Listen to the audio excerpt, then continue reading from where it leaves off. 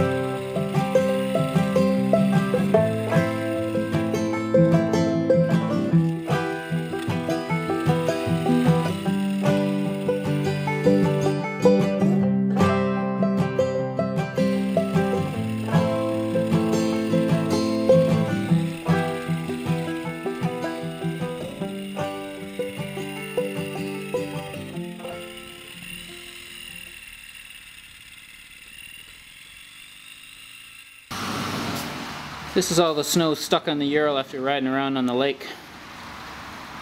That new stainless steel bolt right there is the other half that holds the engine mount on the Ural. That came off today, and the rod came nearly all the way out, and the front of the engine nearly fell down out of the front of the frame here. It's kind of an exciting day. Zip ties on the other side over here.